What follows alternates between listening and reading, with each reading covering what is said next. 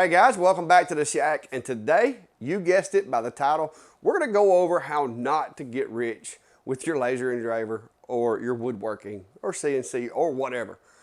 But what we are going to go over is for what most of us look for in our shops, and that is a way to make products and sell those products to support our tool addiction.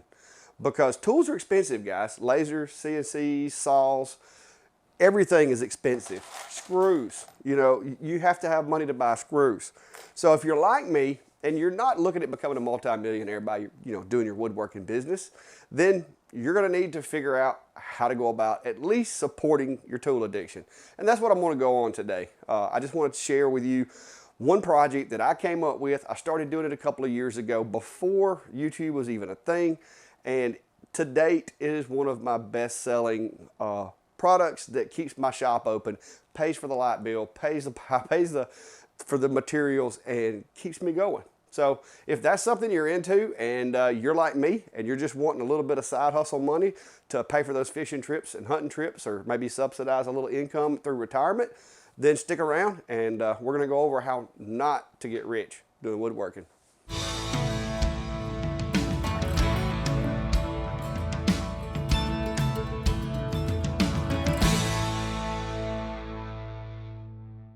All right, so the whole thing, guys, being able to take your hobby and turn that into a multi-million-dollar business, that's kind of like getting drafted for the NFL or winning the lottery. Not everybody can do it. Let's face it, most of us guys are in a garage, in a shop, in a little space like this that we built with our own hands, and we just want to make enough money to pay for those little things that we like, pay for a CNC, take the wife out for supper, just to have a little bit of money that's not necessarily accounted for in the budget. And that's where my journey began with the Clack Shack.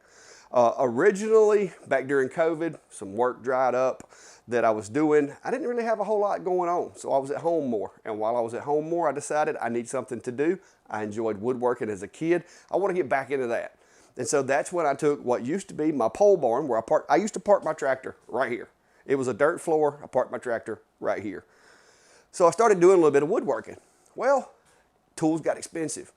I was going by the pawn shop looking for those great deals, trying to find that, radial arm saw that nobody had picked up. Maybe the guy let me get a bargain on it. And believe it or not, guys, most of the tools you see in the shop, as far as woodworking tools, that's where they came from. I got a buddy of mine owns a pawn shop, and most of this stuff came from him, because that was what I could afford. So as my tool addiction began to spiral out of control to a point to which I couldn't manage it, I had to find ways to support my tool habit. And so I started taking and selling things on Facebook. I created, originally it was Clack's Custom Creations. Terrible name, I know, we've revamped that. But I started selling a few things, just $20 here, $50 there, $100 here, a couple of $100 there. Well, I wound up getting into making stove covers because at the time they were pretty big here. People were asking for them. A couple of folks asked me to make one for them. I was doing it the hard way. Like, I was making my own lumber on a sawmill. I was putting biscuits in it, making panels, taking those panels, and it was a very labor-intensive deal. All right, well then suddenly, through word of mouth and through my Facebook page, I was approached by a local business who sells homes, and they wanted housewarming gifts. Okay, so to fast forward, guys, I've made hundreds of these things for that company. We wound up negotiating a price that I could live with and that was good for them. Gave me a little bit of room for, to make some money, but pay for all my materials. I don't make a killing off of them, but I sell a boatload of them. Last year, the sales of stove covers accounted for about $10,000 last year for the shack. And guys, that's a lot of tools. That's a lot of power bills. That's a mini split. That's the kind of people that this video is targeting. So if you're wanting to be a millionaire, I can't tell you how to do it because I'm far, far, far from a millionaire. But I do have some pretty nice tools, and I have used this product to support those. So a lot of people ask me about the stove cover. Okay, I'm going to show you how I run through these things and how I do them and how I have maximized the efficiency as efficient as I can for these products. But guys, if you're trying to make money as a hobby for your business, like I said, not to be rich, but just to make some money, find a product that you enjoy making, you're good at, and there's a market for it. Get behind it Get it out there, get people wanting it.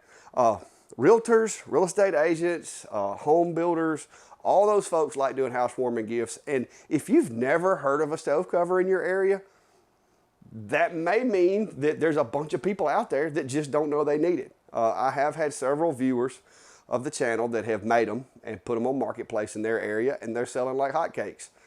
Not everybody, not every region, it's not going to work everywhere, but a couple of hours of your time, a little bit of material, put it out there, see what happens, guys.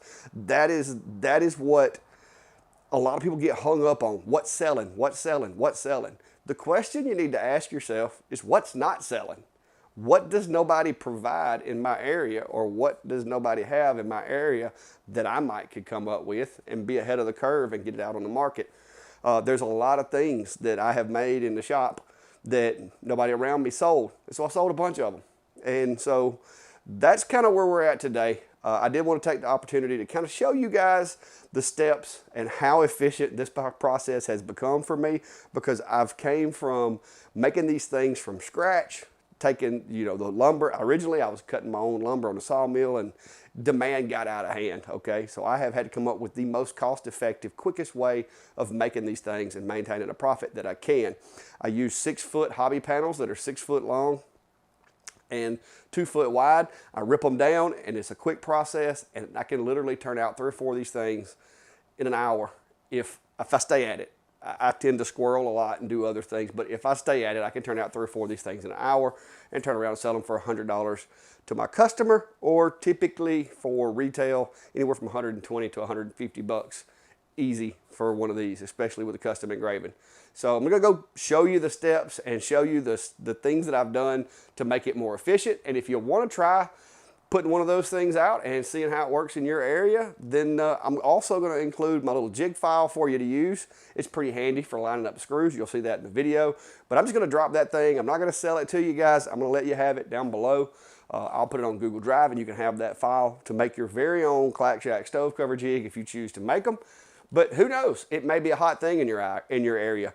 Get on Marketplace on Facebook and see if there's any out there. If they are, see how much they're selling for and see how many of them. You may have to get creative and make yours unique, but it may be an untapped market in your area. Who knows? But anyway, guys, I hope you enjoy the process. This is what it goes into, and fast forward, of course. This is what goes into making one of these things and how quick it is. So let's roll the B-roll.